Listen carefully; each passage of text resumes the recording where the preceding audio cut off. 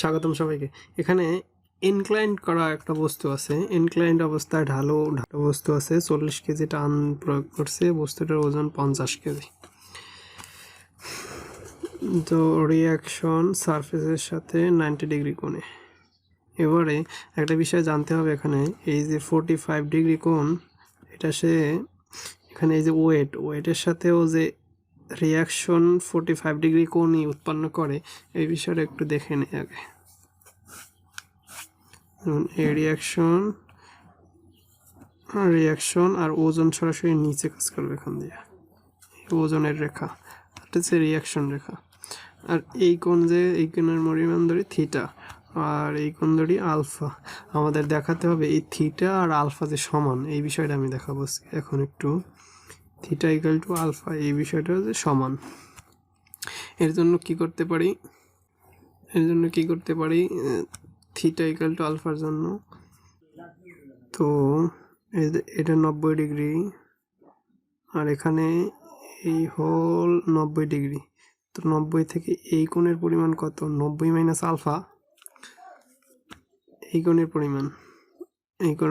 পরিমাণ ধরি বিটা। তো beta equal to 90 minus alpha, এটা তো লিখতেই পারি আমরা। এই বিটা, এই 90 আর এই থিটা ইকুয়াল টু 180 ডিগ্রি লিখতে পারি। ত্রিভুজের 3 কোণের সমষ্টি beta theta plus 90 equal to 180। তো beta equal to 90 minus alpha, plus theta plus 90 equal to 180। তো 90 90 180, 180 বাদ, তো minus alpha plus theta equal to 0। তো আলফা ইকুয়াল টু থিটা, এই বিষয়টা প্রুফ। এরপর আসি এইটার ফ্রি বডি ডায়াগ্রাম অঙ্কন করি। এখন এখানে ফ্রি বডি ডায়াগ্রাম অঙ্কন করি। এই বস্তুটা যেহেতু এই ইনক্লাইন্ড আছে, আমি এটাকে হরিজন্টাল প্লেন ধরি। এই হরিজন্টাল প্লেনে আছে 40 কেজি, হরিজন্টাল 40 কেজি। তারপর হরিজন্টালের সাথে 90 ডিগ্রি কোণে রিয়াকশন, এই 90 ডিগ্রি কোণে রিয়াকশন, আর কি রিয়াকশন। ওজন আছে এই যে রিয়াকশনের সাথে 45 ডিগ্রি কোণে। এইমাত্রই প্রুফ করলাম যে এখানে ইনক্লাইন্ড অবস্থায় 45 ডিগ্রি থাকলে রিয়াকশন এবং ওয়েট এর মধ্যবর্তী কোণ হবে 45 ডিগ্রি। তো এই রিয়াকশন এবং এই ওয়েট এর মধ্যবর্তী কোণ 45 ডিগ্রি। এরপরে যেহেতু বস্তুটা উপরেও চলার উপক্রম হবে, সেহেতু ফ্রিকশনাল ফোর্স নিচের দিকে কাজ করবে, বাধা এফ নিচের দিকে ধরে নিলাম। এবার চাইছে কি ঘর্ষণ বল এবং ঘর্ষণ সহগ, অর্থাৎ ফ্রিকশনাল ফোর্সের মান চাইছে। তো আমরা কি করতে পারি, যেহেতু বস্তুটা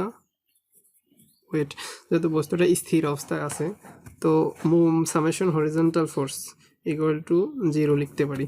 তো রাইট সেট পজিটিভ, তো 40 মাইনাস ফ্রিকশনাল ফোর্স মাইনাস 50-এর একটা উপাংশ, হরিজন্টাল উপাংশ নিতে হবে।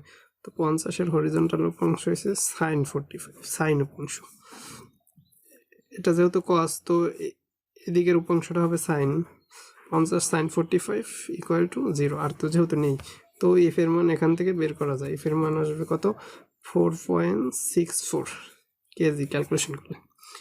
এরপর আর বলছে যে ঘর্ষণ সহগ কত। আমরা জানি ঘর্ষণ সহগ হচ্ছে মিউ ইকুয়াল টু এফ ভাগ আর। তো এফ এর মান লাগবে, আর এর মান লাগবে। এফ এর মান আমরা বের করছি, আর এর মান বের করবো। আর এর মান বের করার জন্য আমরা কি করতে পারি, summation vertical force equal to 0। তো যেহেতু ভার্টিক্যালি কোনো মুভমেন্ট নেই, সেহেতু লিখতে পারি, তো ভার্টিক্যালি আপার সেট পজিটিভ ধরি, তো আর মাইনাস 50-এর ভার্টিক্যাল উপাংশ কোনটা, 50-এর ভার্টিক্যাল উপাংশ হবে 50 cos 45, কারণ কি ভার্টিক্যাল উপাংশের সাথেই থিটা আছে, তো ভূমি উপাংশ cos 45, আর এটার ওয়েট কাজ করবে, ওয়েট তো 50-এর 45 ইকুয়াল টু 0। আর এর কোনো আর উপাংশ, আর ইকুয়াল টু লিখতে পারি 50 cos 45। তো এখন মিউর মান বের করবো। মিউ ইকুয়াল টু 50 cos 45, না আর উপরে না, সরি, এফ উপরে, এফ এর মান পাইছি 4.64 আর আর এর মান হচ্ছে 50 cos 45 ইকুয়াল টু মিউর মান 0.13, এটাই আনসার। পরবর্তী প্রবলেম দেখি। এখানে বলছে পি বলের মান কত হলে বলকটি চলতে আরম্ভ করবে। ঘর্ষণ কোণের মান দেয়া আছে 21.8 ডিগ্রি। এখন প্রথমে এই বস্তুটার যে রিয়াকশন ওয়েট, এটাকে হরিজন্টালি আমি ফ্রি বডি ডায়াগ্রাম অঙ্কন করি। এই যদি এই প্লেন যদি এই প্লেন হয়, তাহলে এই প্লেনের সাথে যেহেতু এই আনুভূমিকের সাথে এই আনুভূমিক প্যারালাল আছে, তো পি এর মান এখানে 45 ডিগ্রি অ্যাঙ্গেল হবে আনুভূমিকের সাথে, এবং রিয়াকশন সরাসরি ভার্টিক্যাল রিয়াকশন, এবং ওয়েট রেখা এখানে 30 ডিগ্রি কোণ হলে এখানেও 30 ডিগ্রি কোণে, তো ভার্টিক্যালের সাথে 30 ডিগ্রি কোণে ওয়েট, এই ওয়েট 300 কেজি। এরপরে যেহেতু উপরে চলতে আরম্ভ করবে, বলা আছে উপরে চলতে আরম্ভ করবে, তো ফ্রিকশন নিচের দিকে কাজ করবে, ফ্রিকশন নিচে। এই পি এর মান বের করতে হবে। আমরা প্রথমে যেহেতু মুভমেন্ট নেই, মুভমেন্ট জিরো, তো summation horizontal force equal to 0 লিখতে পারি। Horizontal force equal to 0, summation horizontal force equal to 0। তো রাইট সাইড পজিটিভ ধরি। প্রথমে পি নেই, পি এর হরিজন্টাল উপাংশ cos 45, এদিকের উপাংশটা থিটা আছে যেহেতু ভূমির সাথে, তো এর উপাংশ হবে cos 45 মাইনাস এফ ফর আসবে মাইনাস, এটার cos উপাংশ কোনটা ভার্টিক্যাল, এবং সাইন উপাংশ হরিজন্টালি আসবে, তো এটার 300 এর সাইন উপাংশ 300 sin30 = 0। এই যদি ত্রিভুজ হয়, তো এই ভার্টিক্যাল উপাংশ এটা হচ্ছে হরিজন্টাল উপাংশ, আর এই থিটার জন্য এটা লম্ব, এজন্য সাইন উপাংশ আসছে। তো এফ এর মান অজানা, পি এর মান বের করতে হলে এফ এর মান বের করতে হবে। এফ এর মান আছে কিসের মধ্যে? ভার্টিক্যাল উপাংশের মধ্যে। তো summation vertical force equal to 0, vertically movement নেই, আপার সাইড পজিটিভ, তো আপার সাইডে আছে আর প্লাস পি এর এখানে এই সাইন উপাংশটা নিতে হবে, লম্ব উপাংশটা, হরিজন্টাল উপাংশ না, ভার্টিক্যাল উপাংশ। আর ভার্টিক্যাল উপাংশ এই থিটার জন্য সাইন উপাংশ vertical, P sine 45 minus 300 cos 45, এখানে এই থিটার জন্য ভূমির উপাংশটাই নিতে হবে, cos 45 ইকুয়াল টু 0, আর কেউ নেই।